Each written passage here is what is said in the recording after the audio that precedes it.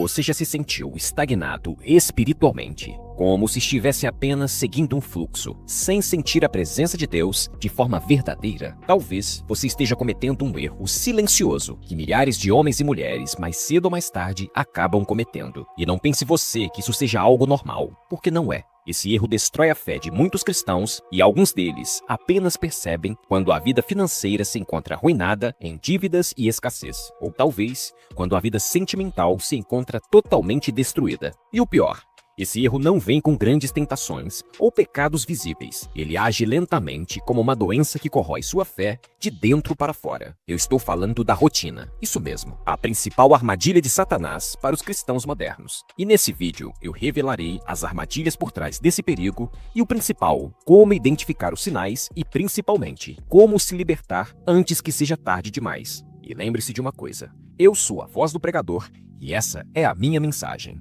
Você já parou para pensar em como a rotina pode esfriar você de forma espiritual? Pois a pior coisa que um cristão pode fazer é entrar no piloto automático. Todas as coisas que são feitas sem emoção não edificam ninguém. E se você reparar nos 4 evangelhos, sempre que Jesus estava prestes a operar um milagre, a narrativa bíblica sempre diz: e Jesus, movido de íntima compaixão, curou um cego. E assim você encontrará diversas vezes onde a palavra compaixão estará sempre aparecendo. Pois isso denota que todas as atitudes que devemos fazer precisa ter emoção, pois do contrário, significa que caímos na armadilha da rotina. E eu quero te mostrar por que isso é tão perigoso. Em Apocalipse, capítulo 2, no verso 4, está escrito: tenho, porém, contra ti que abandonaste o teu primeiro amor. Tudo que você faz como repetição automática te levará à frieza espiritual. Muitas pessoas acham que estão bem espiritualmente só porque oram, leem a Bíblia e vão a uma igreja regularmente. Mas será que essas práticas ainda têm vida? Será que você está buscando Deus ou apenas cumprindo uma obrigação rotineira? E aqui vai uma pergunta importante. Será que orar todos os dias não seria entrar em uma rotina? Bom, essa é uma boa pergunta, mas a resposta é bem simples. E a resposta é não. Não podemos confundir hábito com rotina. São coisas diferentes. Vou dar um exemplo para você entender. Provavelmente você tem o hábito de almoçar todos os dias. E se você se lembrar da última vez que fez isso, perceberá que enquanto degustava a sua refeição, você sentia prazer naquilo. Não é verdade? Agora vamos a outro exemplo. Um exemplo de rotina, onde você vai ver que a sensação é totalmente diferente. Pois bem, suponhamos que você, para ir ao trabalho, precise pegar um ônibus cheio todos os dias. A pergunta é: você sente prazer em fazer isso? Provavelmente sua resposta será não. Mas isso porque pegar o ônibus faz parte da sua rotina e você não precisa expressar emoção nenhuma para fazer isso. Muito pelo contrário, isso acaba se tornando algo maçante, mas que todos os dias você faz de forma automática, porque isso já caiu na sua rotina. É a sua rotina de ir ao trabalho. No livro Cristianismo Puro e Simples, de C.S. Lewis, ele escreveu: não adianta dizer que temos fé, se não a praticarmos. Uma fé que não é praticada, lentamente desaparecerá. Mas aqui vem outra pergunta. Qual é a diferença entre hábito saudável e religiosidade vazia? Vou usar um outro exemplo utilizando um personagem bíblico. Daniel, por exemplo, orava 3 vezes ao dia. Isso está escrito em Daniel, capítulo 6, no verso 10. Mas sua oração não era um ritual frio e vazio. Havia emoção. Era uma busca intensa por Deus. E ele possuía tanto prazer nesse hábito que até mesmo quando foi ameaçado em ser jogado na cova dos leões, devido a essa prática que havia sido proibida na Babilônia, ele não hesitou. Os sentimentos e as emoções que ele sentia ao praticar o hábito de orar eram maiores do que o medo dos leões. Portanto, saiba de uma coisa: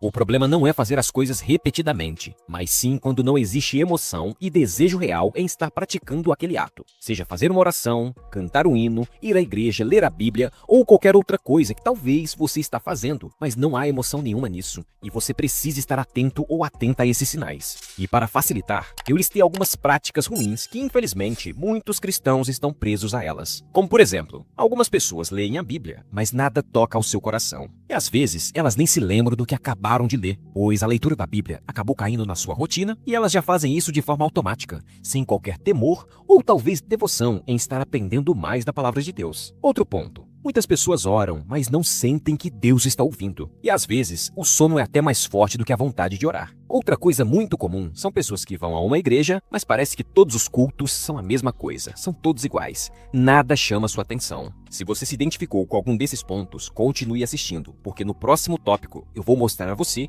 um erro comum que talvez está matando a sua fé. Em Mateus capítulo 15, no verso 8, está escrito: este povo me honra com os lábios, mas o seu coração está longe de mim. Se você tem o costume de orar antes de dormir, tenho uma pergunta a fazer. Qual foi a última oração que Deus te respondeu? Se você se lembra, escreva nos comentários, isso é muito importante. Mas caso você não saiba responder, isso é um mau sinal, pois talvez suas orações estejam sem propósito e você apenas dobra os seus joelhos antes de dormir por já ser algo da sua rotina e você já faz isso no automático sem que tenha necessidade ou que sinta qualquer sentimento de emoção. E vale pontuar. É preciso ligar o sinal de alerta agora mesmo, pois, conforme está escrito nas Escrituras, os fariseus eram mestres na rotina religiosa. Eles jejuavam, oravam e davam o dízimo, mas Jesus os chamou de hipócrita, em Mateus 23, no verso 27. Por qual motivo Jesus fez isso? Bom, porque suas práticas eram vazias. Eles cumpriam rituais sem qualquer relacionamento com Deus. Não havia intimidade e muito menos emoção de amor ou de qualquer outro tipo de afeto. E muitos cristãos atualmente caíram nessa armadilha. Eles até frequentam os cultos, mas apenas por costume. Pois a verdadeira adoração acontece dentro do coração e ela se manifesta através de um rosto alegre. E muitas pessoas às vezes não conseguem demonstrar essa alegria porque infelizmente fazem as coisas apenas pela rotina. E agora entraremos em um dos maiores erros que podem estar matando sua fé. E pode ser que você já esteja cometendo isso sem perceber há bastante tempo. Em Apocalipse, no capítulo 3, no verso 16, está escrito: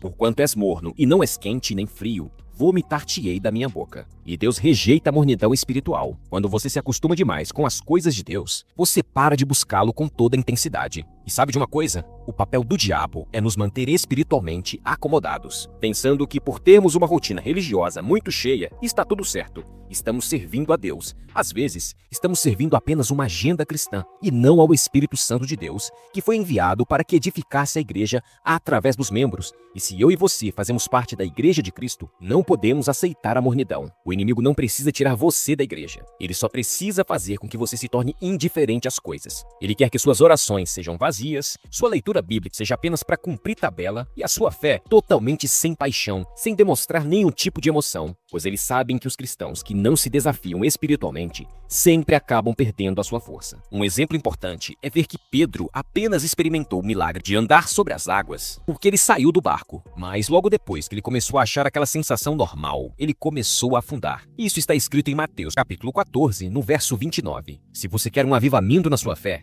então você precisa sair da zona de conforto. Mas agora vem a pergunta mais importante: como quebrar essa rotina e restaurar a sua fé? Bom, em Jeremias, no capítulo 29, no verso 13, está escrito: "Buscar-me-eis e me achareis, quando me buscareis de todo o vosso coração." E para facilitar para você, eu listei algumas pequenas mudanças diárias que funcionaram para mim. E eu tenho certeza que elas também podem funcionar para você e renovar a sua fé e intimidade com Deus. Mas antes de trazer essa lista, deixe o seu like e se inscreva no canal. E ative o sininho, assim você não perde a próxima mensagem que eu irei postar aqui. E lembre-se de compartilhar esse vídeo com as pessoas do seu WhatsApp. Mostre para elas que você está se alimentando de alimento sólido e que a cada dia você deseja edificar a sua fé ainda mais. Mas agora, vamos à lista. Primeira mudança: mude sua forma de orar. Experimente orar em voz alta ao invés de orar baixinho. Compre um caderno em branco e experimente também escrever as suas orações. E outra coisa que para mim funcionou bastante é fazer a oração de gratidão a Deus por tudo aquilo que Ele já tem me dado. Segunda mudança: leia a Bíblia com um propósito.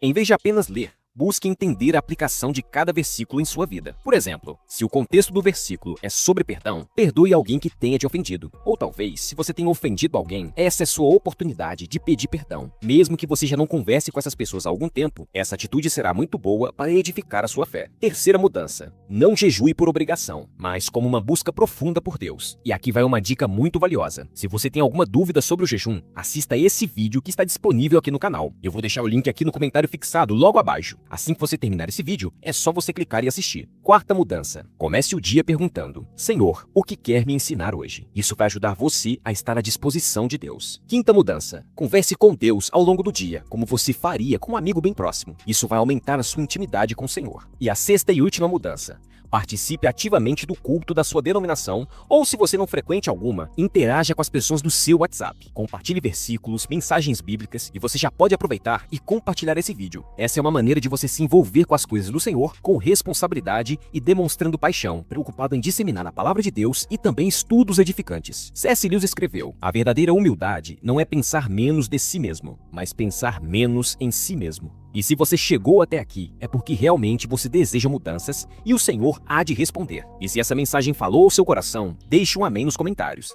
E não esqueça de se inscrever no canal e de compartilhar esse vídeo com todos os seus amigos. Eu sou a voz do pregador e essa é a minha mensagem. Que Deus te abençoe.